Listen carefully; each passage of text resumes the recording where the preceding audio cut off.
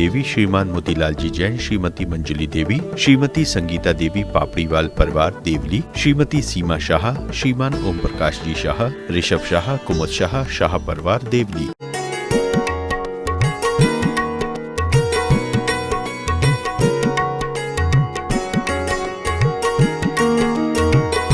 पान खाने आदमी कितनी दूर चला जाता है, गुटखा खाने कितनी दूर चला जाता है, मगर प्रवचन सुनने के लिए दूर आने में उनकी नानी जिंदा हो जाती है।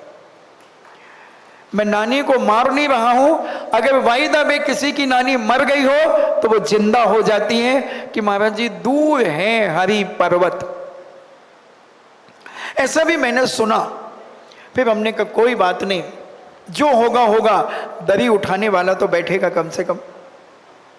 कोई बैठे ना बैठे, जब कोरोना के अंदर 19.5 महीने मैंने बिजौलिया के अंदर प्रतिदिन प्रवचन दिया और वहां कम से कम 50 लोग से ज्यादा नहीं बैठते थे। तो हमने कहा कोई बात नहीं, सुबह का भूला शाम को घर लौट के आ जाए, तो मैं उसे भूला नहीं कहता, मैं उसे डिज्नीलैंड का झूला कहता हूं। यानी जब जागे तब सवेरा।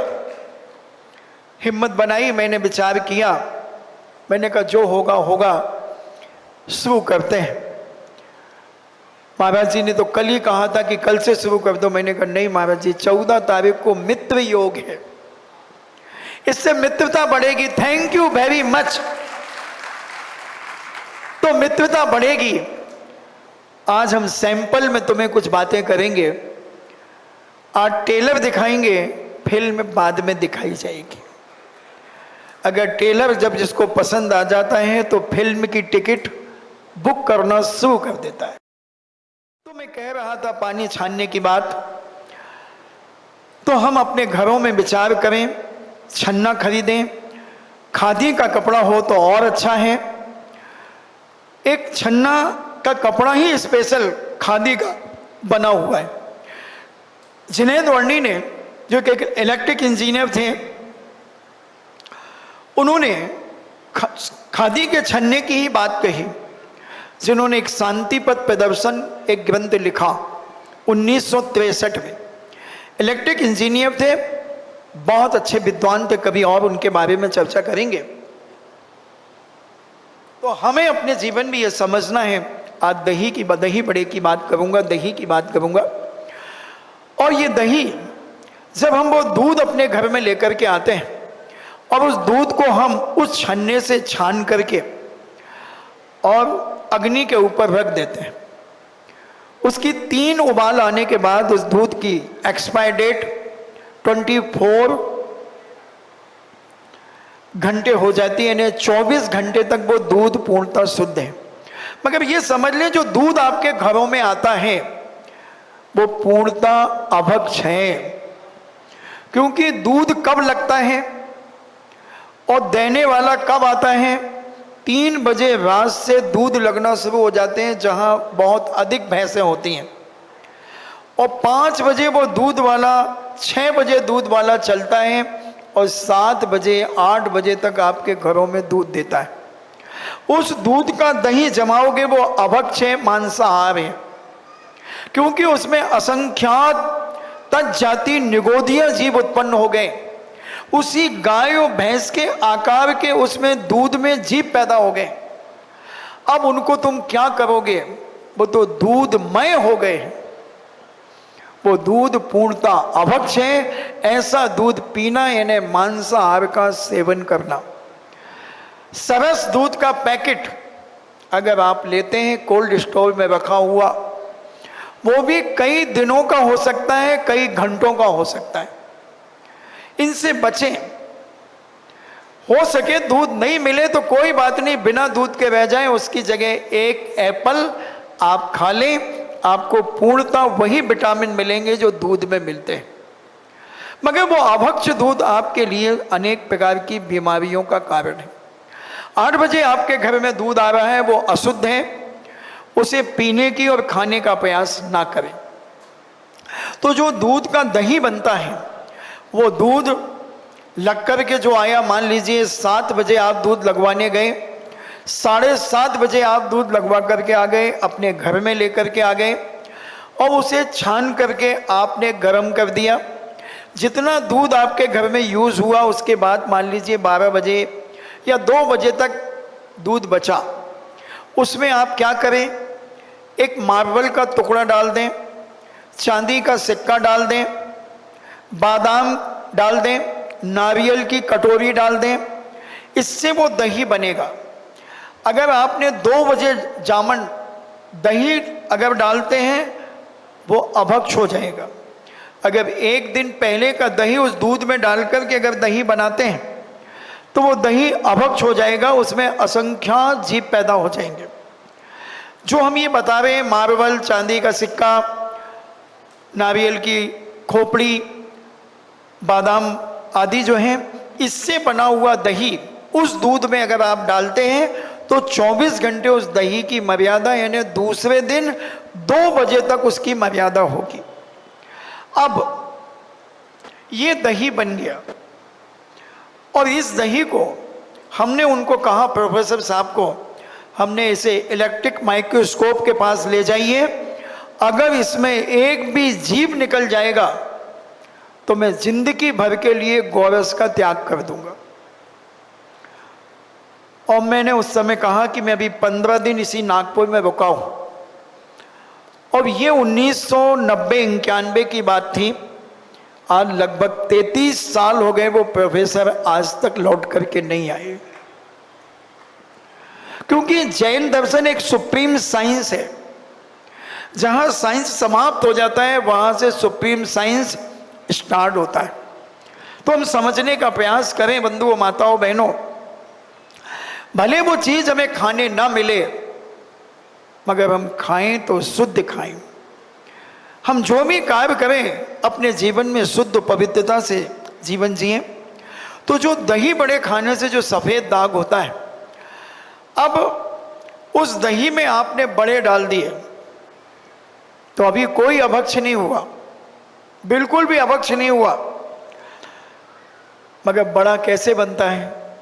हर आदमी बड़ा बनना चाहता है, मगर दही से, बड़े से पूछो कि तुम बड़े कैसे बने। बड़ा कहता है, पहले था मैं मर्द, मर्द से नार कहाया, कर गंगा स्नान सब जटा सिराया। यानी पहले वो दाल थी, पुल्लिंग थी, ये उड़द थी, पुल्लिंग थी, फिर उसके दाल बनी, फिर उसको पानी में फुलाया गया तो उसके छिलके यानी उसके बाल सब हटा दिए गए, फिर पानी में फुला करके उसे सिलबट्टे पर पीसा गया। महाराज जी अब ये पुरानी बातें मत करो, हम मिक्सी में चलाते हैं उसे। ये प्रमादी और आलसी महिलाओं के काम है। मिक्सी में असंख्यात जीव, उसके जो वो बर्नल होता है, क्या होता है, असंख्यात जीव रहते हैं। इतने जीव उसमें पैदा हो जाते हैं कि आप साफ भी नहीं कर सकते। और इलेक्ट्रिक से चली हुई चीज का सारी पावर, उसकी शक्ति मर जाती है, जल जाती है। आज हम इतने आलसी और प्रमादी होते चले जा रहे हैं। हर चीज हमें मशीन चाहिए, हर चीज के लिए मशीन चाहिए। कपड़े धोने के लिए मशीन चाहिए, पोंछा लगाने के लिए भी मशीन चाहिए, झाड़ू लगाने के लिए भी मशीन चाहिए। इन्हें कितना प्रमाद हमारे जीवन में आ रहा है, और यही प्रमाद हमारे जीवन की मवाद बनकर के निकलेगा, मवाद बनकर के निकलेगा। अपन और भी चर्चाएं करेंगे। तो हम उस दही के बारे में जो बता रहे हैं, उस शुद्ध दही में बड़ा कहता है कि मुझसे पूछो मैंने कितनी वेदनाएं सहन की हैं, कितनी वेदनाएं। सिलबट्टे पर मुझे बांटा गया, बांट करके फिर मेरी एक कपड़े के ऊपर, लकड़ी के पाटे के ऊपर कपड़ा बिछा करके गोल गोल थप्पियां बनाई, मुझे थोड़ा सहलाया गया, थपथपाया गया, और फिर उसे लेकर उबलते हुए घी या तेल में मुझे डाल दिया गया। मैं उसमें जलता रहा, मुझे झारे से दबाता गया, और जब मैं थोड़ा फूला तो उन्हें दया नहीं आई, उन्होंने निकाल करके और दही में डाल दिया। तब मुझे बड़ी शांति तो मिली, तब मुझे लोग दही बड़ा कहते हैं। अभी तक कोई दोष नहीं है। अब जैसे ही वो बड़ा तुम खाते हो तो दही बड़ा और तुम्हारा मुख का लाला रस, जैसे ही दोनों मिलते हैं उसमें असंख्यात जीव पैदा हो जाते हैं। इल्लियां तत्काल पैदा होती हैं। इसका एक प्रैक्टिकल एक पंडित जी ने लिखा कि एक पंडित जी अपने गांव में से दूसरे गांव जा रहे थे, तो वहाँ एक भाई के यहाँ बहुत सारे तीतर पले हुए थे। 100-150 तीतर उसके पास थे। तो पंडित लोगों को हर चीज की खोज करने की आदत होती है। कोई भी पंडित होगा वो कहीं भी खड़े होकर के कुछ ना कुछ देखने लगेगा। तो वो तीतर को देखने लगे और बोले, भाई तुम इन तीतरों को क्या खिलाते हो? ये तीतर तो कीड़े खाते हैं। बोले, हाँ इनको मैं कीड़े ही खिलाता हूँ। बोले, इतने सारे कीड़े कहाँ से लाते हो? तो उसके पास 50 कुंडे थे मिट्टी के। तो बोले, गांव में छाछ मिल जाती हैं, तो मुझे 10-15 लीटर छाछ मिल जाती हैं, तो मैं इन कुंडों में एक एक पाँव छाछ डाल देता हूँ और मुट्ठा भर के बेसन डाल देता हूँ और बेसन को घोल देता हूँ इन कुंडों के अंदर और फिर थूक देता हूँ।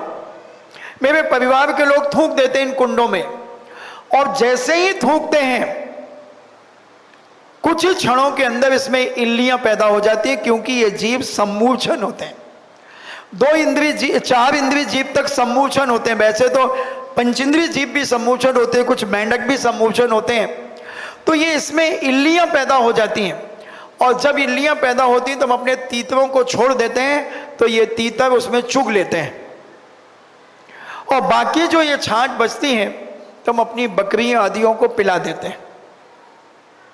अब आप विचार करें, जैसे ही आपके मुख में वो दही बड़ा जाता है और आपके लाला रस से मिलता है, तो उसमें असंख्यात जीव पैदा हो जाते हैं और वो इल्लियां पैदा होती हैं, और आप उन्हें चबा करके बड़े शौक से खा लेते हैं। एक तो आप मांसाहारी हुए, दूसरा आप सफेद दाग के बीमारी के शिकार आज नहीं तो कल हो सकते हैं। तो महाराज जी, दही बड़े तो बहुत अच्छे लगते हैं, कैसे इसके बिना कैसे रह सकते हैं? देखो, सबके चेहरे पे कैसी एक मुस्कान आ गई। ऐसे नहीं, ऐसे करो जी, इधर ये डिपार्टमेंट खा रहा है तो इधर का एक आध नहीं खाता होगा तो क्या फर्क पड़ता है? तो मैंने एक विचार किया कि इनको दही बड़े कैसे खिलाए जाएं। तो जबलपुर के अंदर एक कमानिया गेट पर एक डेयरी थी, आजाद डेयरी के नाम से जानी जाती थी। अब तो वो डेयरी बंद हो गई। तो मुझे बुजुर्गों ने बताया कि एक बार यहाँ एक सरदार दूध पीने आया, और सरदार ने कहा, ओ पुत्र, दूध है कि दूध? उन्होंने कहा, हाँ जी सरदार जी दूध है। बोले, 1 लीटर बना। तो उन्होंने पीतल के जार होते थे, अब उसने आधी लीटर के 2 लीटर आधे लीटर डाले और दोनों को यूं फेंटा, और सरदार को बहुत जोरों से भूख लग रही थी। तो सरदार ने कहा, जल्दी दो। तो उसने गिलासों में भर कर के उसे 4 गिलास में भर कर के रख दिया। सरदार गट गट गट करके पी गया। और सरदार ने जब दूध पी लिया, सरदार पैसे देने लगा। तो दुकानदार कहता, सरदार जी आई एम सॉरी प्लीज। बोले, क्या हुआ? सरदार जी मैंने शक्कर नहीं मिलाई। बोले, कोई बात नहीं, ला पुत्र शक्कर। अब उसने शक्कर ली और फांकी लगाई और लौटने लगा। दुकानदार घबरा गया कि इसे कोई रिएक्शन हो गया। उसने दूध की कढ़ाई पलटाई और शटर गिराने लगा। सरदार कहता, पुत्र की जा रही है? बोले, सरदार जी आप ठीक तो हो ना? बोले, हाँ मैं ठीक हूं। तो ये क्या कर रहे थे? बोले, पुत्र मैं तो शक्कर मिला रहा था। तो मैंने फिर सोचा कि जब सरदार दूध पीने के बाद शक्कर मिला सकता है दूध में, तो मैं इनको दही बड़ा भी खिलाने की ताकत रखता हूं। और अगर नहीं तो आटे का बड़ा बना लो, आटे की नुक्ती बना लो, उसका रायता बना लो, चलेगा। तो इस बीमारी से हम अपने जीवन में बच सकते हैं, और नहीं तो जीवन में इस बीमारी से हम फंस सकते हैं। आज नहीं तो कल ये बीमारी कभी ना कभी प्रकट हो सकती है। हमें अहिंसा के ऊपर विचार करना चाहिए, क्योंकि जैन दर्शन की मूल फाउंडेशन, मूल जड़ अहिंसा है। और जहां अहिंसा है वहीं धर्म है, और जहां हिंसा है वहां अधर्म है। प्रयास करें समझने का। और जब तक हम इस अहिंसा को नहीं समझेंगे बंधुओं, हम कितनी भी बड़ी बड़ी पूजाएं कर लें, बड़े बड़े दान दे दें, आहार दान दे दें, सब कुछ दे दें, ये पुण्य तुम्हारे जीवन में पाप की नाली से बह जाएगा। ये पुण्यानुबंधी पुण्य बनने में सहयोग नहीं देगा। इसलिए वक्त रहते हुए हमें अपने जीवन को कम वक्त नहीं बनाना है, हमें अपने जीवन को समझदार और विवेकशील बनाकर अपने जीवन को पवित्र बना करके इस सत्यता को पहचानना। तो आज हम तुमसे मात्र इतनी ही चर्चा करेंगे, समझने का प्रयास करें और अपने जीवन में इस दही बड़े को लेकर और पानी छानने की बात को लेकर समझें। हम कुछ ना कुछ बीच में आपके ग्रस्त जीवन के बारे में भी बताने का प्रयास करेंगे कि आप कहाँ भटक रहे हैं और कहाँ आपके द्वारा अशुद्धियाँ आपके परिवार में पहुँच रही हैं। उन अशुद्धियों को हम निकालने का प्रयास करेंगे। अपन इस चतुर्मास में बहुत सारी चीज़ें सीखेंगे। हम वो चीज़ें बताएंगे शायद जो तुमने कभी अपनी ज़िंदगी में नहीं सुनी होंगी, नहीं जानी होंगी, क्योंकि हम तुम्हें कुछ बताने नहीं आए हैं, हम तुम्हें जगाने आए हैं। क्योंकि आगरा में जब हम 1994 में आए थे, जब का आगरा अलग था और आज का आगरा अलग है।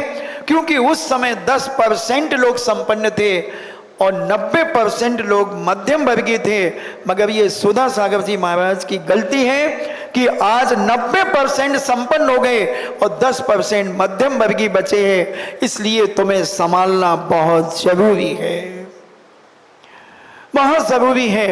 इसलिए आप संभलने का और समझने का प्रयास अपने जीवन में करें और इस सत्य को समझें। और अगर आज का टेलर सैंपल अच्छा लगा हो तो एक के साथ में 5 फ्री और लेकर के आना, तो मैं समझूंगा कि तुम्हें कुछ चाहिए है, तुम लेने के इच्छुक हो। और नहीं तो मुझे तो कोई फर्क नहीं पड़ता, मैं तो दरी को भी सुनाने की ताकत रखता हूं। और आप समझें, वो भी आपको मौका मिलेगा अगर आपका पुण्य होगा। वैसे आपकी किस्मत तो बहुत तेज है, मगर उसमें एक छोटा सा छेद है और उसी छेद को मैं भरने के लिए आया हूं। मैं गारा मसाला सब लेकर के आया हूं और मेरी भावना है कि वो छेद आपका भर जाए और यहाँ के प्रत्येक बच्चे का वो छेद भर जाए। क्योंकि ये भौतिक बात हमारे बच्चों को बिगाड़ रहा है, हमारी बेटियों को बिगाड़ रहा है, हमारे युवा साथियों को बिगाड़ रहा है। अपन इन सब पर चर्चा करेंगे और जब ये चर्चा अपन करेंगे तो अपन वो सत्य तक पहुंचेंगे और अपने जीवन के चरित्र को हम पवित्र कर सकेंगे। इन्हीं मंगल भावना के साथ परम पूजनी द्वादशांग जिनवाणी माता की।